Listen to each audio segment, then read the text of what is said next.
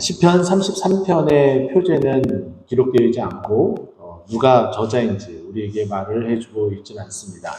하지만 이 내용들을 이렇게 보게 되면은 매우 익숙하기 때문에 누구인지 우리가 좀 생각해 본다면 특정인, 가장 시편을 많이 쓴 특정인을 생각해 볼 수가 있겠죠.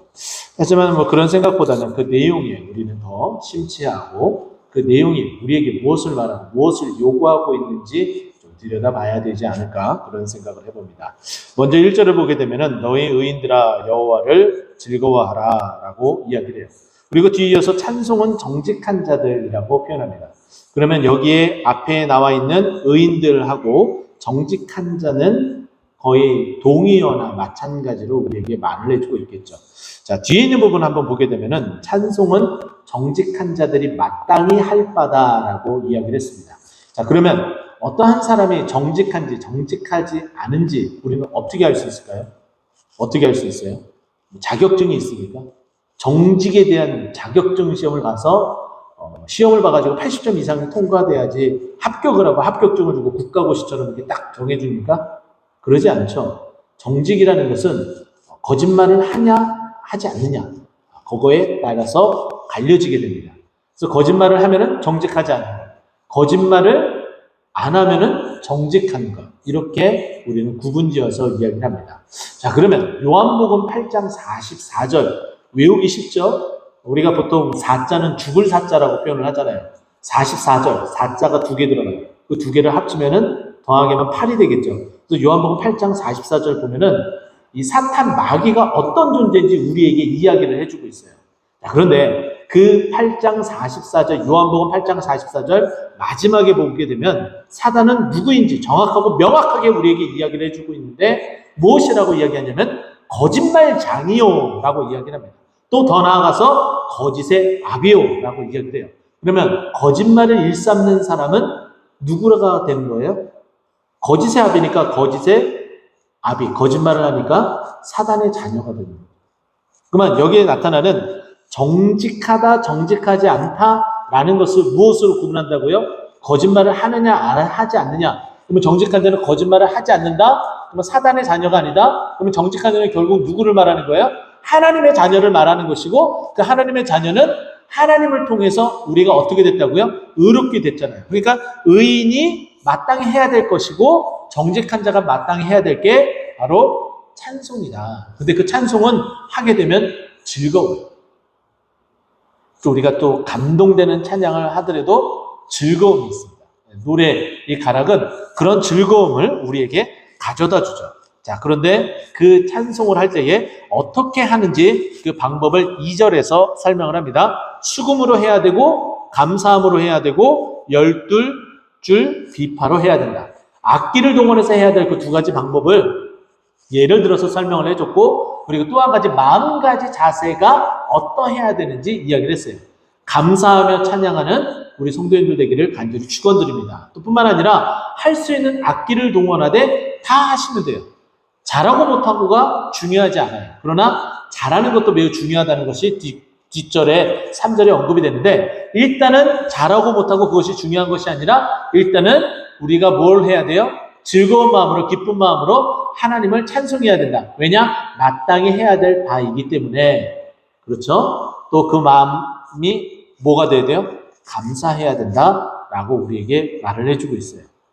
자, 이제 악기를 막 동원하는데 세상에서 가장 아름다운 악기가 있습니다. 어떤 악기일까요?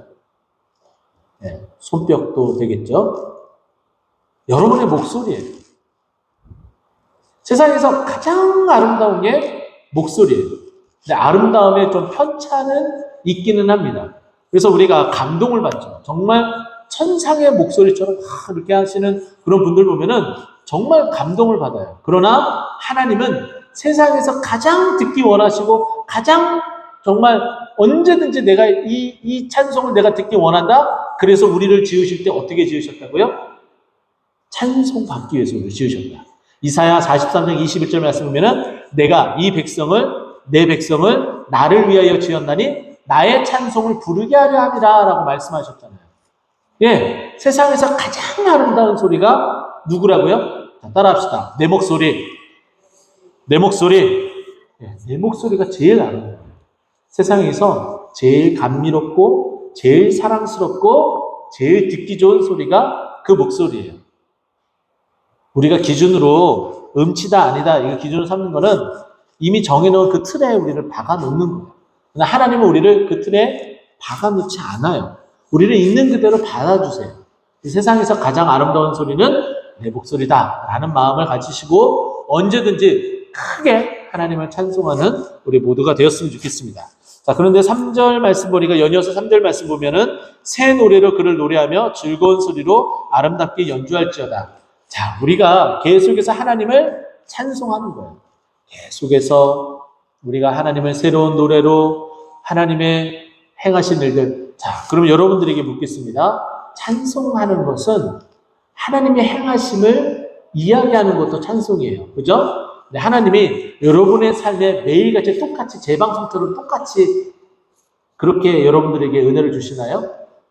우리의 삶에 크게 변화가 없는 것처럼 보이지만은 우리들의 삶에는 매일같이 하나님께서 새롭게 부어주시는 새 은혜가 있어요. 그러면 새 은혜를 나에게 주셨는데 우리가 새롭게 하나님을 새 노래로 부르는 것은 너무나 당연하겠죠. 근데 그 노래를 즐거운 소리로 해야 되는데 여기 3절 보면은 아름답게 연주할지어다 라고 이야기를 해요. 자, 여기 아름답게라는 이 표현 우리가 이제 이해는 굉장히 됩니다. 하모니를 이룬 아름다운 소리. 제가 기타를 쳤잖아요. 근데 이 기타에 튜닝이 안 돼 있으면은 아름다운 소리가 나옵니까? 아니에요. 나오지 않아요. 튜닝이 딱 되어져 있고 또 정확한 코드를 잡고 정확하게 스트로크를 해야지 아름다운 소리가 나요. 그래서 그 소리가 어떻게 해요? 6개의 줄이 현이 하모니를 이루어진 것을 보고 아름다운 소리다라고 이야기를 합니다. 자, 그런데 이전 성경, 우리가 지금 보고 있는 개정 성경을 보기 전에 우리가 개역 한글 성경을 봤단 말이에요. 그 개역 한글 성경에는 여기에 이 아름답다라는 표현이 아니라 공교희라는 표현을 썼어요. 공교희. 이 단어 평소에 쓰십니까? 알아들을 수 있어요? 그래서 영어 성경을 찾아봐야 돼요. 그러니까 이 아름답다라는 이 표현도 영어 성경을 찾으면 똑같은 단어를 사용하고 있는데 skillful이라는 단어를 씁니다. 스킬, 기술이 잔뜩 들어가 있는 거예요. 그러니까 기술을 다해서 그러니까 연주할 수 있는 그 능력을 다 쏟아부어서 해라라는 거예요. 근데 우리는 아름다움에 개인의 개인기가 막 가득한 어떤 그런 기술을 요하는 게 아니에요. 정말 아름다운 것은 자신의 그 기술도 있지만은 정확한 박자, 정확한 그리고 또 어떻게 해요? 악보에서 정확하게 해주는 것, 그리고 더 나아가서 다른 악기 소리에 맞춰서 하는 것, 다른 소리를 듣는 것, 그리고 또 우리 회중은 어떻게 해요? 그 아름다운 소리가 흘러나올 때에 그 아름다운 소리도 듣고 그 음에 맞춰서 부르는 것, 이게 아름답게 공교히 스킬풀 찬양하는 그 방법이다라고 말해주고 있습니다. 자, 이렇게 해야 될 이유는 뭐냐? 우리가 정직한 자고 의인이기 때문에 하는 건데 왜 이렇게 해야 되느냐? 하나님은 어떤 분이시기에 이렇게 찬양을 해야 되냐? 자, 4절 말씀 보면 이렇습니다. 여호와의 말씀을 정직하며 그가 행하신 일은 다 진실하시도다. 하나님의 행하시는 것은 거짓이 없고 다 놀랍게 그 일을 행하시되 말씀하신 대로 그 일을 행하셨다. 자, 5절 그의 공의와 정의를 사랑하시며 세상에는 여호와의 인자하심이 충만하다. 하나님이 모든 것들을 다 만드시고 모든 것들을 다 관장하시고 모든 것들을 다 어떻게 하세요? 통치하신다라고 우리에게 말씀하고 있는 거예요. 자, 6절 그 이야기를 우리에게 해줍니다. 여호와의 말씀으로 하늘이 지음이 되었으며 그 만상을 그의 입기운으로 이루었도다. 하나님이 모든 것들을 다 만드셨어요. 만상, 모든 것들, 모든 물건들, 모든 것들, 그것을 또 하나님의 입기운으로 만드셨다라고 이야기를 합니다. 하나님이 세상을 지으실 때 창세기에 보게 되면은 어떻게 만드셨어요? 말씀으로 만드셨어요. 말씀으로 있으라 함에 있게 되었다라는 거죠. 이 놀라운 이 기적의 현장을 다 사람은 어떻게 됐습니까? 딱 만들어지고 딱 보고 딱 만들어지고 딱 세상을 눈을 뜨고 딱 쳐다보니까는 어떻게 해요? 네, 다 만들어져 있어요. 너무나 아름다운 거죠. 근데 이 아담은 하나님의 영이 더럽혀지지 않았잖아요. 그러니까는 정말 천재 중에 천재. 이 세상에서 정말 최고의 천재를 데리고 와라 라고 이야기하면 저는 아담이라고 봅니다. 여러분, 우리가 후대에 지어진 것도 있겠지만은 우리가 지금 세상에 보고 있는 꽃들, 그리고 동물들, 그 모든 것들에 대한 이름을 누가 지은 거예요? 아담이 지은 거예요. 그쵸? 식물에 대한 이름, 동물에 대한 이름, 백과사전이에요.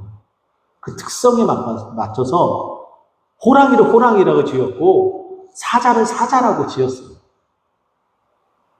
어떻게 이런 놀라운 일이에요.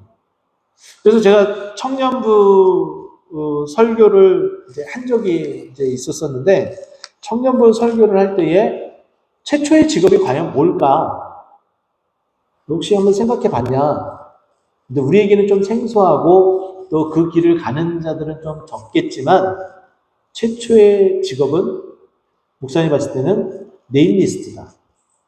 사람이 할 수 있는 최초의 직업, 그 일은 네임리스트다. 이름을 지은 거죠. 그래서 여러분들이 그랬어요. 정말 지금 뭐 국문과를 전공하고 어문학부를 전공하는 우리 친구들이 있다면 더 열심히 공부하고 성경 읽기를 게을리하지 말라. 성경에서 영감을 얻고 이름을 지을 수 있는 그 능력을 더 많이 습득하길 바란다. 그래서 광고계의 골드마우스가 되었으면 좋겠다. 이런 표현을 했어요. 근데 그 청년들 중에 아직 광고회사에 입사했다라는 말은 아직 들어보지 못했습니다. 정말 이 광고계의 이 카피라이터가 어떤 이 광고 문구를 쓰느냐에 따라서 완전히 세상에 뒤바뀌어 줄 수가 있어요. 그래서 정말 능력 있는 그리고 굉장히 깨어 있는 또 신앙이 정말 큰 친구들이 이런 광고 회사에 들어가서 정말 그 영향력을 좀 발휘했으면 좋겠다라는 그런 생각을 해봅니다. 자, 이 말씀을 다시 보게 되면은 하나님이 이 모든 것들을 다 지으셨고 또 7절에 보면은 그가 바닷물을 모아 무더기 같이 쌓으시고 깊은 물을 곳간에 두셨다. 자, 지금 우리가 보는 것은 하나님이 세상을 창조하셨던 그 땅은 아니에요. 사실은 그 땅의 모양은 아니에요. 하지만은 그 땅이 어디 갔습니까? 변했습니까? 달라졌어요? 사라졌어요? 아니죠. 그대로 있죠. 우리가 밟고 있는 그 땅이 창세기에 창조한 그 땅이에요. 우리가 오늘 여러분들이 오늘 파란 하늘도 보고 구름도 봤어요. 오늘 기분이 좀 상쾌했나요? 비 며칠간 오면서 좀 답답했는데 좀 상쾌해졌습니까? 여러분들이 오늘 보셨던 그 하늘, 하나님의 창세기 그 태초의 하나님의 말씀으로 창조하신 하늘이에요. 우리는 21세기 2023년도를 살아가고 있지만 여전히 창세기 가운데 살아가고 있다라고 해도 과언이 아닙니다. 정말 이 놀라운 일이에요. 하나님께서 만드셨던 그 대기 가운데 우리는 여전히 그 대기 가운데 살아가고 있고 그 공기를 지금도 마시고 있다라는 거예요. 그리고 우리 어르신들하고 이렇게 봄나들이 이렇게 딱 가서 이렇게 마장옷을 이렇게 계곡을 한번 이렇게 본 적이 있어요. 그 계곡을 이렇게 딱 보면서 계곡에 이렇게 V자 모양이 이렇게 되어 있잖아요. 보세요. V자 계곡이죠? 네, 맞다고 고개는 지금 끄덕였어요. 자, 그래서 저 V자 계곡은 왜 어떻게 만들어졌을까요? 퀴즈를 냈습니다. 창세기에 만든 그 모양은 아니에요. 지금 우리가 보고 있는 산에 이렇게 V자 모양 계곡이 이렇게 V자로 이렇게 되어 있는 것은 노아의 홍수 때에 물이 가득 차 있다가 물이 한꺼번에 며칠 새에 쑥 빠지게 됩니다. 그죠? 갑작스럽게 빠진 그 물줄기가 지금 우리가 보고 있는 계곡을 이루고 있는 거예요. 여러분 멀리서 산을 보면서 또 산에 가면서 그것들을 보면서 하나님이 이렇게 행하신 이 흔적들이구나라는 것을 보고 또 하나님을 경외하고 하나님을 찬양해야 된다는 거죠. 그래서 여기 7절에 그가 바닷물을 모아 무더기같이 쌓으시며 깊은 물을 곳간에 두셨다. 여러분 세상에서 가장 깊은 바다가 필리핀 해안 쪽에 이렇게 있다고 얘기를 해요. 필리핀 그 아래쪽 바다에 무려 깊이가 거의 2만 미터에 다다른다고 이야기를 합니다. 세상에서 가장 높은 산은 우리가 알고 있는 것처럼 네팔의 에베레스트 산이라고 얘기하죠. 8,864m인가? 그렇게 굉장히 높아요. 그래서 어떻게 보면은 이렇게 가장 높은 산들을 다 이렇게 해수면 딱 꺾어가지고 깊은 바다에 다 집어넣으면은 거의 하나님께서 만드셨던 이 육지와 그 물 있는 곳과 거의 같게 되지 않나 저는 그렇게 생각을 하거든요. 뭐 어쨌든 간에 하나님께서 그 깊은 바닷물도 하나님께서 모으시고 그 깊은 물을 거기에 머물도록. 근데 이 모아뒀던 이 물이 넘쳐난다면 그것이 다 어디로 오게 되는 거예요? 다 육지로 넘쳐나게 되잖아요. 조금만 지진이 나고 그 지진의 여파에서 출렁이기만 하더라도 그 물이 다 육지를 다 뒤삼켜버리잖아요. 근데 정말 그건 간혹가다 있는 일이죠. 그러나 평상시에 그 많은 물들이 거기에 하나님께서 가둬두셨기 때문에 넘치지 않고 육지로 넘어오지 않는 거예요. 그래서 우리가 아무런 의심 없이 아무런 걱정 없이 살아가고 있는 거죠. 그렇죠? 여러분들이 아마 바닷가에 살아도 아무런 걱정도 없고 아무런 의심도 없이 그렇게 살고 있을 거예요. 그것을 이 말씀 7절에 말씀하고 있는 거예요. 그가 바닷물을 모아 무더기같이 쌓으시며 깊은 물을 곳간에 두시도다.